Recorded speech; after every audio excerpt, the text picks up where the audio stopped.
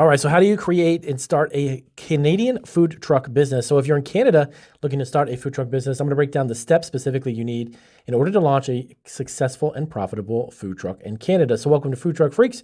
We're all about the business of food truck entrepreneurship. If this is your first time seeing our channel, definitely subscribe, hit the subscribe button, bell notification. We've got tons of great content from marketing, from food truck builds, and how to scale a food truck business every single week. All right, so let's dive right into it. Let's not waste any time. Number one, if you're launching that Canadian food truck business, you have to create a food truck business plan. Before anything else, outline what your food concept and menu are, target location or locations and audience, equipment needs, your startup budget and pricing, and a marketing plan. Now, all of these are really important mainly for you, the food entrepreneur. And the reason being, it's going to give you an opportunity to lay out what your steps will be in order for you to start this type of food business, giving you the concepts, giving you an idea of, again, target location and audience. That's going to be the people you're going to serve, the equipment that you might need. Of course, that's going to be dependent upon the menu that you're going to have, your startup budget and pricing. Well, not everybody has $1 million in the bank to start a food truck business. So whatever it is your budget might be, or looking to get a loan, you need to include that in the business plan too, and a marketing plan. It's not just enough to start a food truck, park it in a location, and hope people see you or find you. You do have to market it online through either Instagram, Facebook. You can even run Facebook ads specifically in your province or area in Canada. And that is the way that you begin to get the word out about your food truck. Of course, attending local events is a great and obviously a perfect way to get started. But as you grow marketing online, your specific plan of what you're going to do and where you're going to be, you can create a following who will go to those events just to see your food truck. Really quick pro tip, focus on 1 or 2 signature dishes to start. This actually simplifies that prep and speeds up the service time for your food truck. Number 2, you got to register your business. Now you must, of course, register your food truck as a legal business in Canada.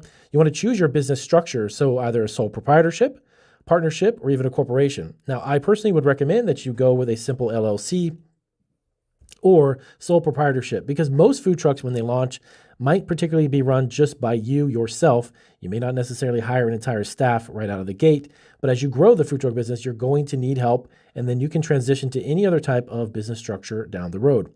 You want to register with your province or territory. That could be Ontario Business Registry, British Columbia, BC Registry Services. You also need to get a business number. It's known as the BN from the CRA. And that's actually going to be the agency that gives you that number. And that's specifically going to be for your particular food truck business. Pro tip, well, if you plan to operate across provinces or even sell online, you want to register federally too as well. That's going to be the backup and give you the opportunity to do that. Number 3, you want to open a business account and track your finances. So open a dedicated bank account specifically for your business. If you've got a personal account, do your best to not kind of mix the two or confuse them with your food truck business. You definitely want to have a dedicated food truck business account. Get accounting software. This could be like QuickBooks Canada or even Wave. These are great programs that actually will help you with your tax purposes and keep track of your cash flow. Now set up your POS system for mobile use as well. Now, of course, you can go online. I'll have some additional resources down in the description section below this video. Things like POS systems, you can take a look at the pricing for them as well. Remember, you have to buy the actual unit itself, the POS system, but then you have a monthly service fee to operate and take transactions and such. So keep that in mind. That's an ongoing expense. Now, number 4, you want to design your menu. Now, right out of the gate, you want to keep it simple, cost-effective, and crowd-friendly. A lot of menus when you go to food trucks are as long as the Bible, for crying out loud, and it's way too much information. The more simpler you make a menu, the easier it is actually for you and your staff to create those food dishes. You can move crowds in and out quickly because it's not very complicated to assemble those dishes, and it keeps it simple for your customers so they can understand what they're ordering without having too many things. You want to also consider dietary trends, gluten-free, vegan, etc. These are going to be also something that you want to keep in mind when you are creating that menu. Choose foods that can be cooked and assembled quickly. As I just mentioned, faster assembly makes more turnover. That makes you more money. The fewer amount of minutes that a customer has to stand in line for a food truck, the more money you will make. Now, number 5, buy or lease a food truck. Well, you can actually buy a new or even used from a local dealer. You can lease to lower your upfront costs as well, by the way. You don't even need to buy a food truck. A lot of people don't realize that, but you can rent or lease one. Also custom build with a certified food truck builder. So if you have the budget to go that route, which can be quite expensive, but you also get exactly what it is you need. Remember, keep in mind as well, if you buy a used truck, you may have to retrofit it.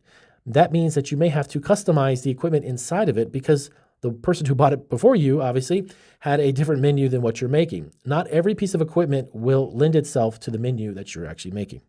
Pro tip. Okay, so you want to check out that truck meets provincial safety standards and has a working commercial kitchen or prep area as well. Keep in mind that every province is a little bit different.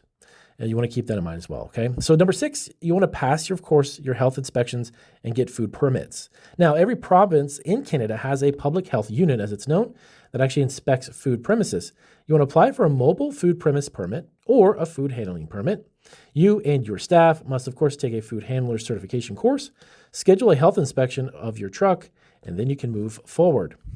Number 7, obviously, you need to get a mobile vending permit. This is a street trading license, as it's known. So each city or even municipality has its own vending license process. For example, in Toronto, street food vending permit through Toronto Municipal Licensing is what you would need. If you're in Vancouver, you have to apply through vancouver.ca in order for you to get that.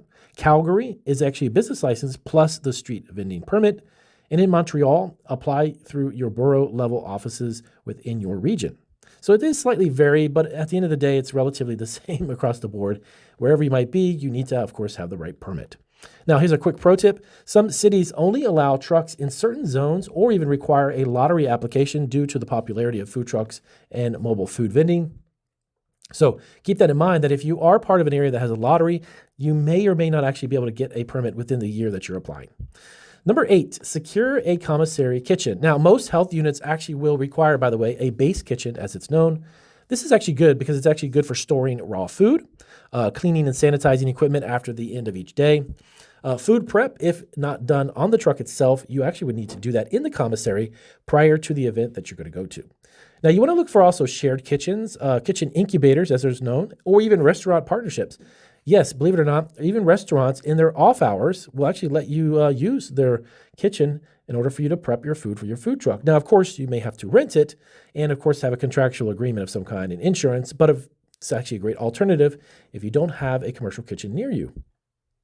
Number 9, you're going to need to get insurance, obviously. Yes, food truck insurance in Canada should include, but of course, this is just a good idea. You need to speak specifically with an insurance agent, and I'm not an insurance agent. But you will need like commercial auto insurance. You're going to need public liability, product liability for the food you're actually making, and equipment insurance in case something happens to break down or potentially like vandalism and someone comes in and ruins the truck. Now, here's a pro tip. Most event organizers, by the way, and private landowners will ask for a $2 million plus liability coverage.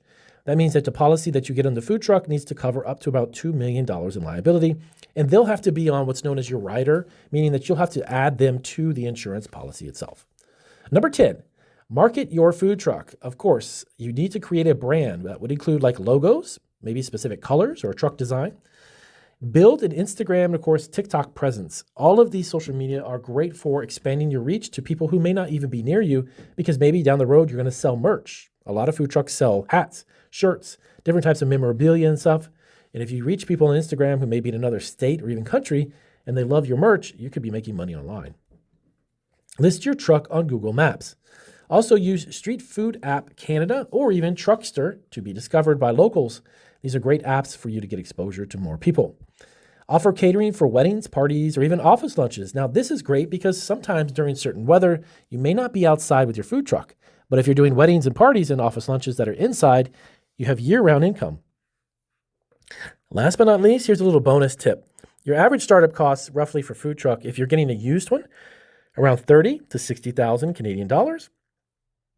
Next up, permits and licenses, they're going to run you about $1,000 to $3,000. And also initial food and packaging around $2,000 to $5,000. Commissary kitchen, could be renting that for about $500 to maybe $1,000 a month. And of course, insurance about $1,500 to about $3,000 yearly though. Now also keep in mind the insurance, you can break that up normally into monthly payments so you don't have to come out of pocket with $3,000. So that is a good foundation for you to understand how to launch a food truck business in Canada. If you're looking to become a successful food truck entrepreneur, this is a good idea. If you have any questions about this, let us know down below. Of course, subscribe. We have a lot of great other additional information that is good for anyone, no matter where you're opening a food truck business here on Food Truck Freaks. We're all about the business of food trucks.